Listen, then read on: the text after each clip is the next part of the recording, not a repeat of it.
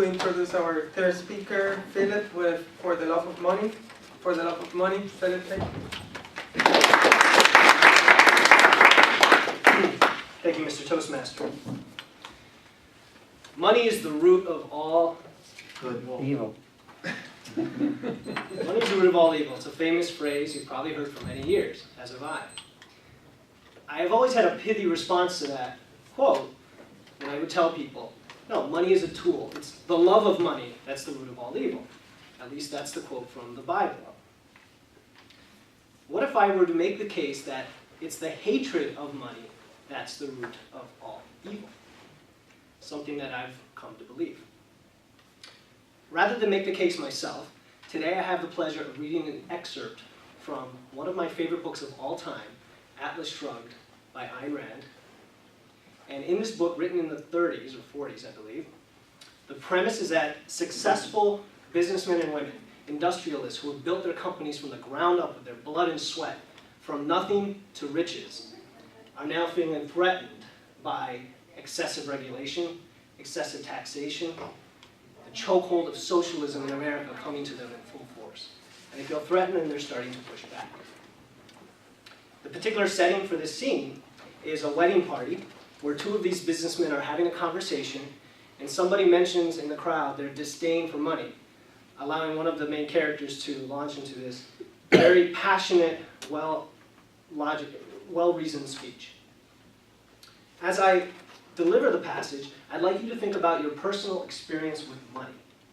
Not only the cold, hard currency of cash and coins, but also the abstract idea, what it takes to earn money through your hard work, your career. What it means to spend money, especially in America, where you can walk into a store and buy something if you think it's a fair price, or make a deal with your fellow men and women. And also think about how money can be taken from you, whether by the muzzle of a gun, or more subtly, by taxes, which is the government's right by law to take your money. After all, a penny saved is a government oversight. Please enjoy Francisco d'Anconia's money speech from Atlas Shrugged. Reardon heard Bertram Scudder outside the group say to a girl who made some sound of indignation, "Don't let him disturb you. You know, money is the root of all evil, and he's the typical product of money." Reardon did not think that Francisco could have heard it, but he saw Francisco turning to them with a gravely courteous smile. "So you think that money is the root of all evil?" said Francisco d'Anconia. "Have you ever asked what is the root of money? Money is a tool of exchange, which can't exist unless there are goods produced and men able to produce them. Money is the material shape of the principle that men who wish to deal with one another must deal by trade and give value for value. Money is not the tool of the moochers who claim your product by tears, or of the looters who take it from you by force. Money is made possible only by the men who produce. Is this what you consider evil? When you accept money in payment for your effort, you do so only on the conviction that you will exchange it for the product of the effort of others.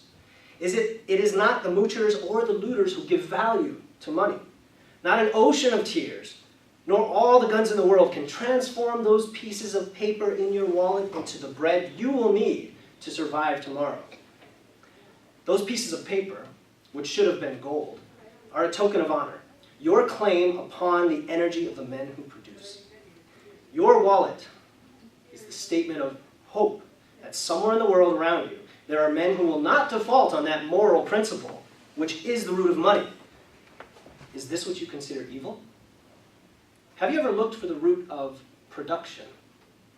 Take a look at an electric generator and dare tell yourself that it was created by the muscular effort of unthinking brutes.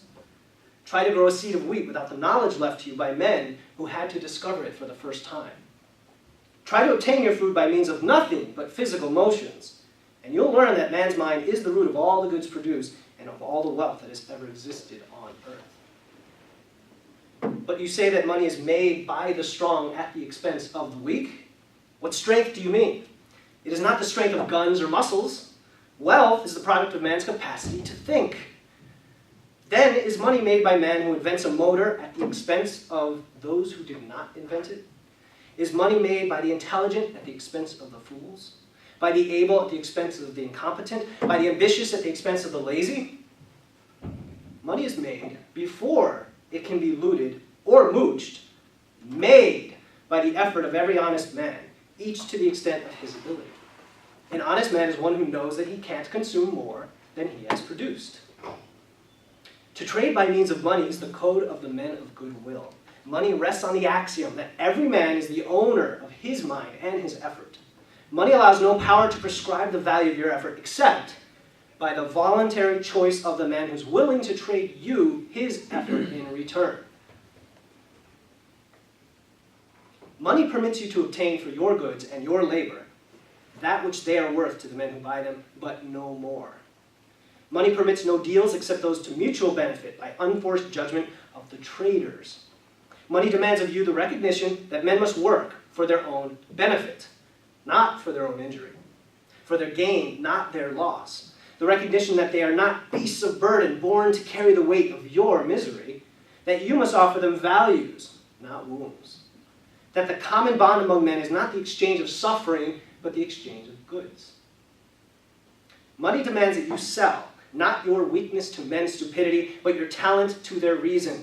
It demands that you buy not the shoddiest they offer, but the best your money can find.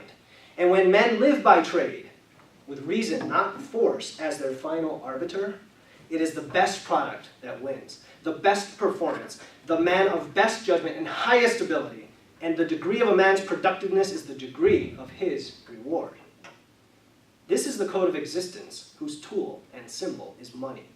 Is this what you consider evil? But money is only a tool. It will take you wherever you wish, but it will not replace you as the driver. It will give you the means for the satisfaction of your desires, but it will not provide you with desires. Money is the scourge of the men who attempt to reverse the law of causality. The men who seek to replace the mind by seizing the products of the mind. Money will not purchase happiness for the man who has no concept of what he wants. Money will not give him a code of values if he's evaded the knowledge of what to value. And it will not provide him with a purpose if he's evaded the choice of what to seek. Money will not buy intelligence for the fool, or admiration for the coward, or respect for the incompetent. The man who attempts to purchase the brains of his superiors to serve him, with his money replacing his judgment, ends up by becoming the victim of his inferiors. The men of intelligence desert him, but the cheats and the frauds come flocking to him, drawn by a law which he has not discovered, that no man may be smaller than his money. Is this the reason why you call it evil? Only the man who does not need it is fit to inherit wealth. The man who would make his own fortune no matter where he started. If an heir is equal to his money, it serves him. If not, it destroys him. But you look on and you cry that money corrupted him. Did it? Or did he corrupt his money? Do not envy a worthless heir. His wealth is not yours, and you would have done no better with it. Do not think that it should have been distributed among you.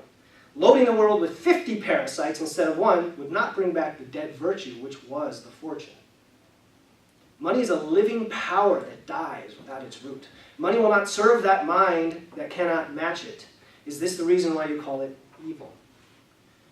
Money is your means of survival. The verdict which you pronounce upon the source of your livelihood is the verdict you pronounce upon your life. If the source is corrupt, you've damned your own existence. Did you get your money by fraud?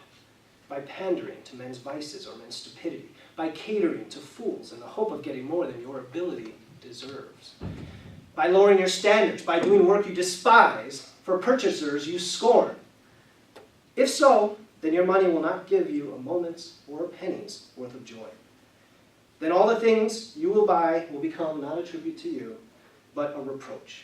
Not an achievement, but a reminder of shame. Then you'll scream that money is evil. Evil because it would not pinch hit for your self-respect. Evil because it would not let you enjoy your depravity. Is this the root of your hatred of money? Money will always remain an effect and refuse to replace you as the cause. Money is the product of virtue, but it will not give you virtue, and it will not redeem your vices. Money will not give you the unearned, neither in spirit nor matter. Is this the root of your hatred of money? Or did you say it's the love of money that's the root of all evil? To love a thing is to know and love its nature. To love money is to know and love the fact that money is the creation of the best power within you, and your passkey to trade your effort for the effort of the best among men. It's the person who will sell his soul for a nickel, who's the loudest in proclaiming his hatred of money, and he has good reason to hate it. The lovers of money are willing to work for it.